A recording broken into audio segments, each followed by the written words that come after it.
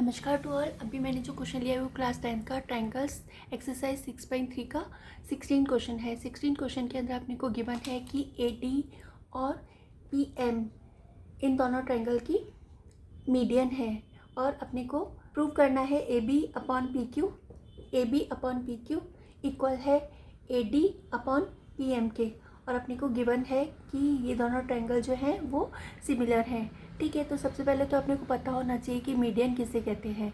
तो a line segment between any vertex and mid point of opposite side of triangle, एक रेखाखंड जो कि त्रिभुज के किसी भी शीर्ष और उसके सम्मुख भुजा के सामने वाली भुजा के मध्य बिंदु को मिलाने वाली रेखा को अपन मीडियन या माध्यिका बोलते हैं। ठीक है, तो ये तो हो गए मीडियन। फिर इस मीडियन के अंदर ये मध्य बिंदु है, तो मध्य बिंदु मिड पॉइंट है। मिड पॉइंट होने की वजह से यहाँ पे BD और BDC आपस में इक्वल होंगे। ठीक है, तो ये आपस में इक्वल होंगे तो अपन BC को अपन ऐसे लिख सकते हैं BD प्लस DC।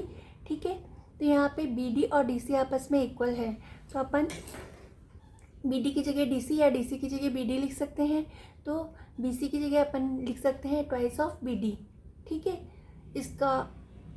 इसके अलावा ये भी लिख सकते हैं कि BD is equal to twice of DC या CD। ठीक है, सिमिलरली इस वाले ट्रायंगल के अंदर अपन QR को लिख सकते हैं ट्वाइस ऑफ QM। ठीक है, तो ये लिख दिया।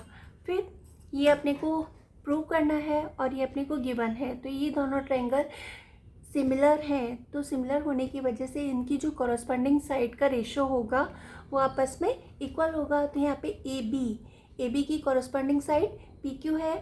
ठीक है, तो AB अपॉन PQ इक्वल होगा BC की कॉरस्पॉन्डिंग साइड QR है, तो BC अपॉन QR इक्वल होगा CA अपॉन RP के।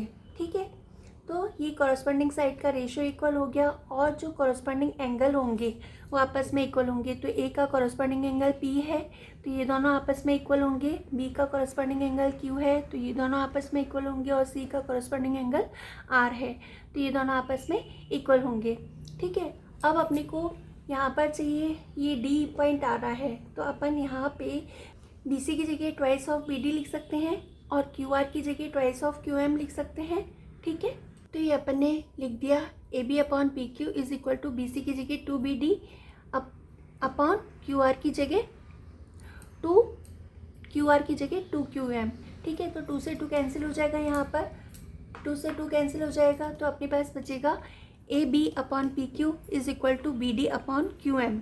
और अपने को क्या दे रखा है कि यहाँ पर ये जो एंगल B है एंगल Q के इक्वल है। ठीक है, तो ये दोनों मैंने ट्रायंगल बना लिए, तो यहाँ पर B और Q एंगल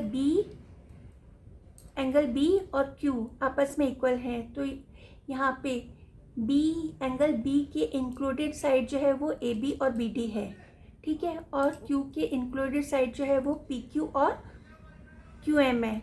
एंगल B जो है वो इन दोनों साइड से मिलकर के बना है, एंगल Q जो है वो इन दोनों साइड के से मिलकर के बना है। तो इंक्लूडेड एंगल जो होगा वो B और Q होगा, और ये इंक्लूडेड एंगल जो है वो इक्वल है, और जो इंक्लूडेड साइड का रेशो है वो आपस में इक्वल है। एंगल ABD सिमिलर होगा ट्रायंगल PQM के। क्यों सिमिलर होगा? क्योंकि यहाँ पे कॉरस्पॉन्डिंग साइड का रेशो और इंक्लूडेड एंगल आपस में इक्वल है। SAS क्राइटेरिया की वजह से ये दोनों ट्रायंगल जो होंगे वो आपस में सिमिलर होंगे। तो ये दोनों ट्रायंगल आपस में सिमिलर होंगे, तो यहाँ पे सिमिलर ट्रायंगल के अंदर जो कॉरस्पॉन्डिंग साइड का रेशो होता है वो आपस में इक्वल होता है। तो यहाँ पे AB अपॉन PQ का रेशो इक्वल होगा यहाँ पे इसकी corresponding side AD upon PM। ठीक है, तो कॉरस्पॉन्डिंग साइड का रेशो इक्वल होगा। यही अपने को प्रूव करना था। I think you all have understood. If you have understood please like share and subscribe my channel. Thank you for watching my video.